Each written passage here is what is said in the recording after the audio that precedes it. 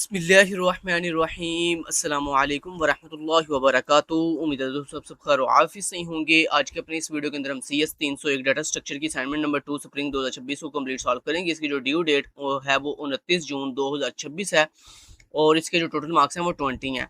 दोस्तों इस असाइनमेंट को आपने MS वर्ड की फाइल के अंदर रेडी करना है और उसी MS वर्ड की फाइल को आपने LMS पे सबमिट करवाना है। याद रहे अगर आपने ये असाइनमेंट हमसे पेड में करवानी हो तो नीचे डिस्क्रिप्शन के अंदर मेरा नंबर भी दिया गया और मेरे टीम मेंबर्स का नंबर भी दिया गया। ड्यू डेट से पहले नॉर्मल फीस होगी, जबकि ड्यू डेट वाले दिन जो फीस है वो डबल हो जाएगी, इसलिए ड्यू डेट से पहले पहले बुकिंग करवाएं। और याद रहे ड्यू डेट से पहले पहले एक तो आपने बुकिंग करवानी है, दूसरा ये है कि मैं इन दिनों में काफ़ी बिजी होता हूँ, आप मेरे टीम मेंबर से कॉन्टैक्ट करके जो है वो अपनी पेड सर्विस के लिए बुकिंग करवा सकती हो। तो दोस्तों बढ़ते हैं असाइनमेंट के सोल्यूशन की तरफ और देखते हैं कि हमने इस असाइनमेंट को कैसे जो है वो प्रॉपर सॉल्व करना है। तो बेसिकली मेरे साथ ने एक स्टेटमेंट दी हुई है, एक मैसेज दिया हुआ है आई एम पाकिस्तानी। इस मैसेज को हमने हफमैन एनकोडिंग को यूज़ करते हुए जो है वो इसकी नंबर ऑफ बिट्स जो है वो रिड्यूस करनी है। तो यहाँ पर सर ने बोला हुआ है कि आपने आंसर का फॉर्मेट इस तरह का रखना है कि पहले गिवन मैसेज लिखना है, फिर आगे टोटल बिट्स लिखनी है विदाउट हफमैन, मतलब अगर हफमैन को हम यूज़ ना करें तो फिर हमें कितनी कोडिंग बिट लगेंगी, और फिर उसके बाद सर कह रहे हैं कि जब आप हफमैन कोडिंग करोगे तो फिर आपको कितनी बिट्स लगेंगी, ये आपने पूरा टेबल फिल करना है। उसके बाद आपने हफमैन का ट्री यहाँ पे बनाकर वो यहाँ पे पेस्ट करना है। उसके अलावा फिर आपने एवरेज बिट्स बतानी है कि एक करेक्टर के ऊपर कितनी एवरेज बिट्स लगेंगी आफ्टर जब आप हफमैन कोडिंग अप्लाई कर दोगे। उसके बाद फिर सर कह रहे हैं कि परसेंटेज रिडक्शन, कि यानी जो ओवरऑल बिट्स थी उनमें से अब आपने जब हफमैन कोडिंग बिट्स माइनस की तो आपको कितने परसेंट फायदा हुआ, तो ये भी आपने लास्ट पे जो है वो बताना है। तो इसी फॉर्मेट के अंदर आपने जो है सोल्यूशन जो है लिखना है किसके ऊपर, MS वर्ड के ऊपर। ठीक हो गया, तो चले बढ़ते हैं और देखते हैं कि हमने इस असाइनमेंट को कैसे सॉल्व करना है। सबसे पहले दोस्तों इस असाइनमेंट करने के लिए आपको नीड है MS वर्ड की। अगर आपके सिस्टम में MS वर्ड है तो आप यहाँ पे सर्च कर सकते हो वर्ड। जैसे आप वर्ड लिखोगे तो आपको वर्ड का ऐप मिल जाएगी। जो भी वर्जन है वो इससे डिपेंड नहीं कर, मतलब ये चीज़ मैटर नहीं करती कि आपके पास 2013 का 2010 का वर्जन है, कोई भी वर्जन जो है डिपेंड नहीं करता। बस ये हो कि आपके पास MS वर्ड मस्ट होना चाहिए। अगर बिलफर्ज आपके पास MS वर्ड नहीं है तो दोस्तों इसका आसान तरीका ये है कि आपके पास ये एक एप्लीकेशन है ओनली ऑफिस। इसके अंदर आपको अगर मैं इसको ओपन करके दिखाऊं तो इसमें आपको एक्सेल पावर पॉइंट हर चीज़ बिल्कुल फ्री के अंदर जो है वो मिल जाती है। मैं इस एप्लीकेशन को कैसे आपने डाउनलोड करना है, कैसे इंस्टॉल करना है, इसी वीडियो के नीचे डिस्क्रिप्शन के अंदर मैं आपको इस एप्लीकेशन का लिंक दे दूंगा। आप सिंपली क्या करोगे, मेरी उस वीडियो को वॉच करके इस एप्लीकेशन को जो है डाउनलोड और इंस्टॉल कर लीजिएगा और लाइफ टाइम के लिए आप इसके अंदर Word, Excel, PowerPoint, PDF हर चीज़ जो है वो यूज़ कर सकेंगे। तो फिर यहाँ पर जब आप इसको इंस्टॉल कर लोगे तो उसके बाद यहाँ पे वर्ड डॉक्यूमेंट पे क्लिक करके आप अपनी असाइनमेंट बनाकर और उसी फाइल को जो है सेव करके देन उसी MS वर्ड की फाइल को अपने LMS पे सबमिट करवा देना। लो जी, मैंने आपको पूरा गाइड कर दिया कि अगर आपके पास MS वर्ड नहीं है तो फिर आपने इस एप्लीकेशन को कैसे जो है वो प्रॉपर डाउनलोड करके इंस्टॉल करके कैसे यूज़ करके कैसे असाइनमेंट को जो है वो रेडी करना है। नीचे वीडियो के डिस्क्रिप्शन के अंदर मैंने आपको अपनी वीडियो का लिंक दे दिया जो इस सॉफ्टवेयर से रिलेटेड है। चलिए आप बढ़ते हैं दोस्तों। मैंने सिर्फ आपको समझाने के लिए PDF दिखाऊंगा, PDF में सोल्यूशन दिखा रहा हूँ, लेकिन आपने इस सोल्यूशन को MS वर्ड में ही रेडी करना है। तो चलें सबसे पहले ऊपर आपने हेडिंग दी, जो भी आपने हेडिंग लिखनी थी, उसके बाद आपने हेडिंग लिखी क्वेश्चन नंबर 1 सोल्यूशन। देन दोस्तों सर ने क्या बोला था, सर ने कहा था सबसे पहले गिवन मैसेज लिखना है, तो गिवन मैसेज क्या था, आई एम पाकिस्तानी। उसके बाद अब हमने सबसे पहले सर को ये बताया टोटल कैरेक्टर्स, कैरेक्टर कहते हैं कि इसमें कितने ये कैरेक्टर्स हैं। ठीक है, तो आप देखो इसमें टोटल जो है 14 कैरेक्टर्स हैं। कितने टोटल कैरेक्टर्स हैं, 14 कैरेक्टर हैं। आप चाहे काउंट भी कर सकते हो एक, और याद रखिएगा स्पेस को भी आपने काउंट करना है। ठीक है, और याद रखिएगा टोटल कैरेक्टर्स के अंदर हम डुप्लीकेट कैरेक्टर्स को भी काउंट करते हैं। जैसे ये देखो 1 2 3 4 5 6 7 इस तरह ये 14 बनते हैं। और अगर हम यूनिक कैरेक्टर्स की बात करें तो फिर इसमें जो है टोटल 9 यूनिक कैरेक्टर्स हैं। तो आपने इस तरह लिख लो। ये मैंने 100% कैलकुलेशन करके रखी हुई है, लिहाजा आपने बिल्कुल फिक्र नहीं करनी है।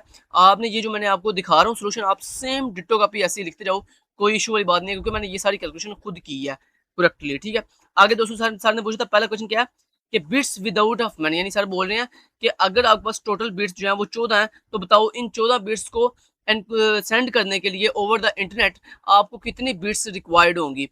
तो हमारे पास अगर 14 कैरेक्टर्स हों, ये बिट्स नहीं सॉरी कैरेक्टर्स, अगर 14 कैरेक्टर्स हों तो दोस्तों नॉर्मली अगर हम कोई भी टेक्निक का इस्तेमाल ना करें तो हमें एक कैरेक्टर को सेंड करने के लिए 8 बिट रिक्वायर्ड होती हैं। तो अगर हमारे पास 14 कैरेक्टर्स हैं तो 14 को मल्टीप्लाई किया 8 के साथ तो ये बन गए जनाब 112 बिट्स। यानी अगर आपने विदाउट एनी एनकोडिंग स्कीम अगर ये 14 कैरेक्टर यानी ये मैसेज इंटरनेट के ऊपर सेंड करना तो उसके लिए आपको कितनी बिट्स रिक्वायर्ड होंगी, 112 बिट्स लगेंगी आपको ये मैसेज इंटरनेट पे सेंड करने के लिए। ये था हमारा पहला जवाब। दूसरा जवाब अब क्या जी, हफमैन एनकोडिंग। अब सर कह रहे हैं कि आपने इसी मैसेज को हफमैन एनकोडिंग के थ्रू जो है वो इंटरनेट पे सेंड करना है। तो सबसे पहले हम क्या करते हैं, याद रखिएगा जब भी हम हफमैन एनकोडिंग टेक्निक अप्लाई करते हैं ना, तो उसमें सबसे पहले हम अपने यूनिक करैक्टर लिखते हैं। तो हमारे अभी मैंने यूनिक करैक्टर कितने बताए थे, 9। तो ये 9 यूनिक करैक्टर यहाँ पे लिख लो। तो ये करैक्टर आपके हमने कहाँ से उठाए हैं, ये आपके मैसेज से उठाए हैं। देखो सबसे पहला करैक्टर क्या था, आई, तो हमने यहाँ पे आई लिख लिया। फिर उसके बाद दूसरा यूनिक करैक्टर क्या है, ए, तो हमने ए लिख लिया। फिर उसके बाद तीसरा यूनिक करैक्टर क्या है, ये स्पेस, ये देखो ये भी स्पेस है, ये भी स्पेस है, तो हमने यहाँ पे लिख दिया स्पेस। उसके बाद फिर अगला एम, फिर पी, यानी हमने अपने सारे जो यूनिक करैक्टर्स थे वो लिख लिए। उसके बाद फिर फ्रीक्वेंसी लिखनी है इनकी। फ्रीक्वेंसी किसे कहते हैं, फ्रीक्वेंसी कहते हैं कि जैसे ये जो करैक्टर है ना, ये आपके इस मैसेज में कितनी दफा रिपीट हुआ है, इसको कहते हैं फ्रीक्वेंसी। जैसे देखो आई जो है वो हमारे मैसेज में कितनी दफा आया, आई 1 और ये 2 और ये 3 दफा आया, तो हमने यहाँ पे फ्रीक्वेंसी लिख ली 3। ठीक हो गया। ऐसे फिर आपने देखा ए कितनी दफा आया आपके मैसेज में, तो हमारे मैसेज में ए जो है वो 1, 2 और 3 दफा आया, तो हमने उसकी फ्रीक्वेंसी लिख ली 3। ऐसे ही बेसिकली आपने हर करैक्टर को जाके, अब ये देखो स्पेस ना, तो स्पेस हमारे मैसेज में कितनी दफा आई है, 2 दफा। एक ये है और एक ये स्पेस है, तो 2 दफा स्पेस आई है, तो यहाँ पे हमने लिख लिया उसकी फ्रीक्वेंसी 2। यानी अब आपको समझ आ गई है ना। फ्रीक्वेंसी बेसिकली ये होती है कि आपका ये करैक्टर आपके मैसेज के अंदर कितनी दफा रिपीट हो रहा है, इसको कहते हैं फ्रीक्वेंसी। समझ आ गई बात की। उसके बाद दोस्तों नेक्स्ट आता है जी हफमैन कोड। अब ये हफमैन कोड कहाँ से निकालते हैं वो मैं आपको बाद में दिखाता हूँ, पहले हम ट्री की बात करते हैं। ये पहले यहाँ आप एक काम करो, वीडियो पॉज करो, ये टेबल फिल कर लो। उसके बाद मैं ये टेबल आपको जल्दी समझा देता हूँ कि ये टेबल मैंने कैसे फिल किया। आप इस टेबल को जल्दी जल्दी जो है वो नोट कर लो। ये जो मैंने लिखी हुई है ना वैल्यूज, ये 100% करेक्ट वैल्यूज है अल्हम्दुलिल्लाह, क्योंकि मैंने पूरी कैलकुलेशन करके तो फिर ये सारा टेबल जो है वो फिल किया है। तो आपने भी एमएस वर्ड के अंदर ऐसे ये टेबल बनाना है। अब मैं एक चीज़ आपको बता दूँ, ये एमएस वर्ड में ये टेबल बनाते कैसे हैं वो मैं एक दफ़ा आपको बता देता हूँ। तो यहाँ पर देखो, मान लो यहाँ ये आपका एमएस वर्ड की फाइल है, यहाँ पर मान लो अपने टेबल बनाना है।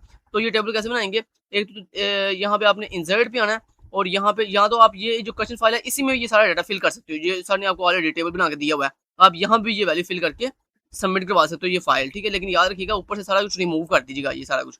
ठीक है, सिर्फ ओनली आपने ये सोल्यूशन सबमिट करवाना है। ठीक है, लेकिन अगर आपने नई फाइल मेरी तरह नई फाइल बनानी है तो फिर उसका बेस्ट वे ये है कि आपने यहाँ पे टेबल पे क्लिक करना है और यहाँ पे इंसर्ट टेबल पे क्लिक करना है। या ये आपसे पूछेगा कितनी नंबर ऑफ कॉलम चाहिए आपको, तो यहाँ से आप गिन सकते हो कितने कॉलम कितनी रो चाहिए। 1 2 3 4 5, 5 हमें कॉलम चाहिए, और 1 2 3 4 5 6 7 8 9 10 11 हमें रो चाहिए। तो हम यहाँ पे आएंगे, इसको बताएंगे हमारे कॉलम 5 चाहिए और रोज कितनी चाहिए, हमें 11 रोज चाहिए। 11 लिख के आपने सिंपली ओके कर देना। तो ये देखो आपकी 5 कॉलम बन गए हैं और एक ये 11 आपके पास रोज बन गई हैं। ठीक है, अब इनमें आप जो है वो डाटा फिल कर सकते हो, ये मैंने आपको सिखा दिया। ठीक हो गया। अच्छा, जब ये डाटा, ये वीडियो पॉज करके ये पूरा डाटा जब आप उम्मीद है आपने फिल कर दिया होगा। अब मैं बताता हूँ जी, तीसरा टास्क मैंने बोला था हफमैन ट्री बनाना है, क्योंकि इसी हफमैन ट्री को देखते हुए हमने ये वैल्यू फिल करनी होती है। तो अब हफमैन ट्री कैसे बनाएं, ये बड़ी मुश्किल बात है। तो दोस्तों आपको पता है ना KST आपको A to Z her cheese guide करता है, आपने बिल्कुल बेफिक्र नहीं करनी। ये ट्री मैं आपको बताता हूँ मैंने कैसे बनाया।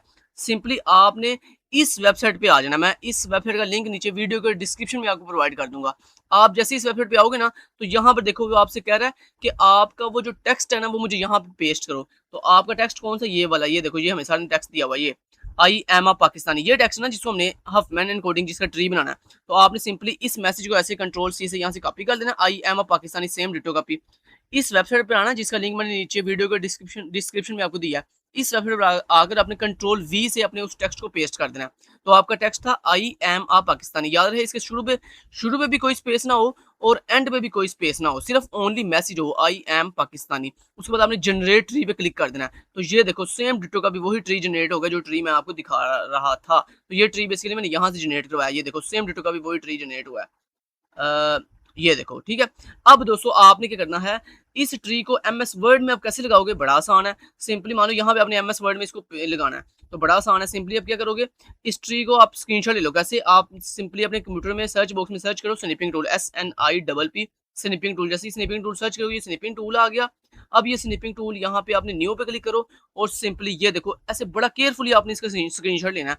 तो इस तरह से करके बिल्कुल आपने इसका स्क्रीनशॉट ऐसे ले लेना, प्यारा सा करके इस तरह से प्रॉपर इसका ऐसे ले लो स्क्रीनशॉट। ये स्क्रीनशॉट ले लिया। अब जनाब आपने क्या करना है, ये ऊपर एक कॉपी का बटन है, यहाँ से आपने इसको कॉपी कर लिया स्क्रीनशॉट को, उसको इसको बंद कर दिया। बंद करने के बाद अपनी एमएस वर्ड की सॉल्यूशन फाइल में आओ और कंट्रोल-V दबाओ। जैसे आप कंट्रोल-V दबाओगे ना, तो ये देखो आपका वो जो ट्री था वो यहाँ पे क्या हो गया, पेस्ट हो गया। तो ये बेसिकली मैंने ट्री इस तरह से बनाया है। मैं उम्मीद करता हूँ आपको सारी समझ आ गई होगी कि ट्री कैसे आपने बिल्ड करना था। ठीक है जी, समझ आ गई बात की। चलो जी, ट्री बनाना भी मैंने आपको सिखा दिया, तो ये ट्री बन गया। उसके बाद नेक्स्ट है जी चौथा जवाब, एवरेज बिट्स पर कैरेक्टर। यानी वो कह रहा है कि एक हफमैन एन्कोडिंग को जब हमने अप्लाई किया, तो अब बताओ एक कैरेक्टर के लिए एवरेज कितनी बिट्स दरकार होंगी। तो दोस्तों हमें टोटल बिट्स कितनी लगेंगी हफमैन एन्कोडिंग के लिए, जो टोटल बिट्स लगेंगी वो 42 है, और हमारे पास टोटल कैरेक्टर कितने थे 14। तो अब क्या करो, टोटल बिट्स को डिवाइड कर दो 14 टोटल नंबर ऑफ कैरेक्टर्स के ऊपर। तो हमारे पास टोटल बिट्स थी 42, उनको हमने डिवाइड कर दिया टोटल नंबर ऑफ अपने कैरेक्टर के ऊपर, तो हमारे पास जवाब आया 3। यानी हमने कह दिया कि हमारी पर कैरेक्टर के ऊपर तकरीबन 3 बिट्स जो हैं वो दरकार होंगी इस मैसेज को फॉरवर्ड करने के लिए। उसके बाद पांचवा क्वेश्चन क्या था, परसेंटेज रिडक्शन। वो कैसे करेंगे, उसके लिए सबसे पहले आपने बताना कि जो आपने विदाउट कोई भी एनकोडिंग स्कीम यूज किए बगैर अगर हम इस मैसेज को सेंड करें, तो हमें कितनी बिट्स सेंड करनी पड़नी थी, यूज करनी पड़नी थी 112 बिट्स। अब आपने 112 में से माइनस करना है ये अपनी हफमैन एनकोडिंग बिट्स 42। जब आपने इसको माइनस किया तो आपके पास जवाब आ गया जनाब जी कितना 70 को आपने डिवाइड कर दिया टोटल बिट्स के ऊपर, टोटल रिक्वायर्ड बिट्स के ऊपर। जब आप डिवाइड किया तो जो जवाब आएगा उसको मल्टीप्लाई कर दो 100 के ऊपर, तो आपका जवाब आ गया 62.5%। यानी आपको अगर आप हफमैन एनकोडिंग का टेक्निक का इस्तेमाल करोगे इस मैसेज को सेंड करने के लिए, तो आपको कितनी बिट्स आपकी कम होंगी, तकरीबन 62.5% का आपको फायदा होगा। यानी इतनी बिट्स जो है वो क्या हो जाएंगी, कम हो जाएंगी। ठीक हो गया ना, तो ये फायदा है इसका। अब जनाब थोड़ा सा आपको इस ट्री के बारे में इसके बारे में बता दूं, ये हफमैन कोड मैंने कैसे निकाला है। मान लो ये आई है ना, आपने आई का ही हफमैन कोड कैसे निकाला है, उसके लिए देखो आपने ट्री में आना है, और ट्री में आकर ना शुरू से शुरू करना। सबसे पहले ये देखो आई कहाँ पे है, आई ये है, ठीक है। अब अगर मैं इस अपनी रूट नोड से स्टार्ट करूं और आई की तरफ जाऊं, तो मुझे बताएं रास्ते में कौन कौन सी बिट्स आएंगी। देखो अगर मैं 14 से 6 की तरफ आऊँ, रास्ते में एक बिट आई 0, फिर 6 से मैं आया आई की तरफ, तो रास्ते में फिर एक बिट आई 0। तो यानी रास्ते में कितनी बिट्स आई हैं, 2 बिट्स आई हैं। कौन कौन सी, 0 और 0। तो यही चीज आपने यहाँ पे लिख ली 0 0, ठीक है। अब समझिए ये बिट्स कैसे लिखते हैं हफमैन कोड की। उसके बाद ऐसे मान लो ए है, तो ए की बिट्स ये 0 1 कैसे आई हैं, ये देखो आपने फिर ए देखना, ए कहाँ पे है, ए ये है, ये आपकी रूट नोड है। रूट नोड से आपने ए की तरफ जाना है और देखना रास्ते में कौन कौन सी बिट्स आ रही हैं। तो अगर मैं यहाँ से यहाँ आऊँ तो रास्ते में एक बिट आई 0, फिर यहाँ से यहाँ ए की तरफ आऊँ तो रास्ते में एक बिट आई 1, तो यानी 0 1। इसी तरतीब से आपने ऊपर आगे लिख लेना है। ये देखो 0 1 हम लिखा रास्ते में। हमने जब करेक्टर ढूंढा अपने हफमैन ट्री के अंदर, तो हमें रास्ते में कितनी बिट्स जो है ना वो मिली, 2 बिट्स मिली। कौन कौन सी, 0 और 1। बाकी भी ऐसे ऐसे मैंने ये सारा टेबल फिल किया। उसके बाद कोड लेंथ क्या होती है, कोड लेंथ ये होती है कि आपके इस हफमैन कोड के अंदर कितनी बिट्स हैं। तो ये देखो 2 बिट्स है ना, तो मैंने लिख दिया 2। इसमें भी 1 और 2 बिट्स है, मैंने 2 लिख दिया। उसके बाद इसमें 3 बिट्स हैं, 1 2 3, तो मैंने 3 लिख दिया। यानी कहने का मतलब ये है कि कोड लेंथ कहते हैं कि आपके हफमैन कोड में कितनी नंबर ऑफ बिट्स हैं। तो ये 2 है, 2 2 2, 3 है, 3 लिख दिए, 4 है, 4 लिख दिए, 4 है, 4 लिख दिया। तो ये भी सारा मैंने आपको सिखा दिया कैसे आया है। उसके बाद अब हफमैन बिट्स कैसे निकालते हैं। बेसिकली ये जो आपकी फ्रीक्वेंसी है ना, इसको मल्टीप्लाई कर देते हैं किसके साथ, अपनी कोड लेंथ के साथ।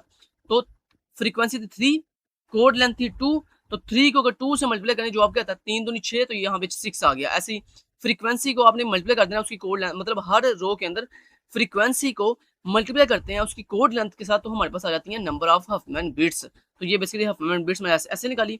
उसके बाद ये टोटल 42 बिट्स कैसे निकाली हैं, जब आपने इन तमाम हफमैन बिट्स को प्लस किया तो आपके पास आ गया 42 बिट्स। समझ आ गई बात की। तो लो जी, ये थी आपकी असाइनमेंट जो मैंने आपको पूरी A to Z समझा दी है। अब दोस्तों आपने इस असाइनमेंट को अच्छे से सॉल्व कर लेना। ठीक हो गया, मैंने आपको A to Z समझा दिया। ये टेबल है आपका, ये टेबल फिल कर लेना। ये ट्री कैसे जनरेट करना वो मैंने आपको बता दिया। लास्ट पे ये आपके पास आंसर है जी, ठीक है। ये लास्ट आंसर देख लो एक दफ़ा, ठीक है। ये ट्री मैंने आपको जनरेट करना सिखा दिया। ये एक दफ़ा टेबल देख लो, टेबल में अगर कोई कन्फ्यूजन है तो देख लो उसको एक दफ़ा। ये मैंने फिर वीडियो पॉज करके टेबल देख लो अच्छे से गौर से। और यहाँ से ऊपर भी ये गिवन मैसेज है, ये टोटल कैरेक्टर्स हैं, ये यूनिक कैरेक्टर्स हैं, ये बिट्स विदाउट ऑफ मैन है 112 बिट्स। तो दोस्तों अगर ये वीडियो आपको थोड़ी सी भी अच्छी लगी हो तो वीडियो को लाइक जरूर कीजिएगा, चैनल को सब्सक्राइब जरूर कीजिएगा। Thank you so much till then guys, take care, अल्लाह हाफिज।